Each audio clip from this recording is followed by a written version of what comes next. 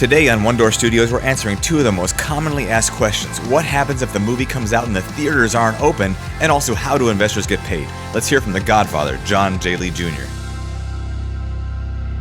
All right, guys, I have been getting the same question on the WeFunder portal several times, and actually same two questions. And those questions are, how are we going to make money in a pandemic? What happens if this movie is released during a pandemic and the theaters are closed? Do we have a game plan for that? And the answer is yes, we're going to talk about that. And the second question is, how do investors make their money back? So, John, you're the expert because you wrote the Producer's Guide to the Universe. Yeah, Producer's Business Handbook. Here it is. This is the latest 4th edition, and it's available in multiple languages for those who don't speak English. But yeah, I did. And it's a great book for a primer. If somebody wants to really understand the business. Isn't that book being used in like a ton of film schools around the country? Yep. Yeah. And it's the primary professional reference, but for people in the industry. But all the major film schools use it around the planet. So USC, UCLA, NYU. So what's going to happen? The question for our potential investors: what happens if we get this movie done and it's ready to release, and there's a pandemic and theaters are closed? Then what happens? How do we make money? We all celebrate first. Not that there's a pandemic, but the pandemic has pushed forward the streaming of media, and that has reshaped in the last year, especially how entertainment is monetized. And it's just made everything better. Every studio has reorganized to put streaming at the forefront. It's more direct. So there's a bigger amount of money that comes back to the producer. Called DTC, right? Direct to consumer. That's correct. Which means consumer. More profits for the producers, right? Yeah. Here are easy numbers to remember. Half of it, if you're theatrically released, half of it stays with the theater. So the distributor only gets half, then they take their direct distribution expense, and then they take their distribution fee, and then that amount that's left rumbles back to the producer, if there is any left. The good news is that streaming has come into the frame. So it's direct to consumer, meaning the money comes right back to the distributor. The distributor fees are low, and the branding cost is much lower. In the United States, Jason, you know how much it costs to release a film in the U.S. just for buying media? Yeah, it costs 60 to 80 million. Is that about right? 80 million, and that's just for the media buy. That's not for any other cost. So it's a huge expense versus direct to consumer, as Stephen pointed out, which the streamer has direct access, no media buy at all to reach many of the consumers. If it's Netflix, if it's Amazon, if it's Disney, they all have a big enough swath in the United States and many international territories now. So what you're saying though is almost better. It's almost better to be released on streaming rather than theaters because more money is coming back to the producers and the distributors than if it were just in theaters. Yeah, streaming has made it better across the board, whether it's released first in theaters or not.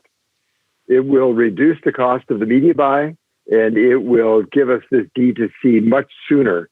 And it's such a huge insurance backdrop, because now it used to be the rental market, and now it's and pay-per-view. But now the pay-per-view is massive because everyone's streaming. So there was a great example that just happened just a couple months ago, and that was Mulan, right? Yeah. Mulan is now famous in the entertainment industry because Disney smartly kept their figures under wraps. Everyone wanted to know who paid $30. How many people? And opening weekend, especially, all the focus is on. And a picture that does really well in the U.S. will do $50 to $80 million in the 3 opening days, Friday, Saturday, Sunday. And they wanted to know how close Mulan came to that. And Mulan went over that amount. So Nielsen numbers are the surest ones. And Nielsen came back with the exact number to the penny. But to just round it off, it was just over 100. It was 136 million and change in the first weekend. Opening weekend. But that's not the jaw dropper. The jaw dropper is that if it would have been theatrical, they only would have gotten half of that, which means they would have had to do $270 million in order to get $136 million. Now, for those who are unaware, because maybe somebody out there is unaware that Mulan never went to the theaters. It was strictly on Disney.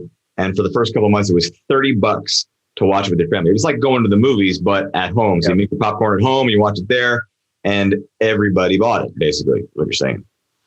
Well, not everybody. So there are 120 million households, television households in the country, about 350 million people. So in the opening 10 days, 7 million people actually paid the $30. So you can do the. Did I say 7? Yeah, you said 7. Yeah, no, not true. Sorry, 9 million. 9 million people bought it. $30 a pop. $270 million gross in its opening 10 days. Dang. It was. Wow. And that's why Disney was the first one to shift their distribution organization at the studio. It's still found money. So theatrical is classy. And the bottom line is give the people what they want. So for those of us who still love the theater, and fortunately for exhibitors, there are a lot of those, there should be a theatrical release. Now, some will want to be very close to the theatrical release date to also make it available for streaming. And this has made it real possible, for sure. Sweet. And so does that really cover what we're talking about with the issue of what happens in a potentially pandemic, no theaters? Is there anything else you need to add to that before we go on to the second question of how do we make money? Yeah, just this. So if it's only streaming and we have a pandemic, not that we don't have enough brain damage to worry about at that point anyway, but it's not as good if there was a theatrical window, but it certainly doesn't inhibit the earnings. So it'd be great, even though you're making less, you get a smaller piece of the pie. It's still, you're pleasing the audience more. They really want a motion or a theatrical experience, and there's extra money, found money that's there as well globally, not just the U.S. So it's good either way.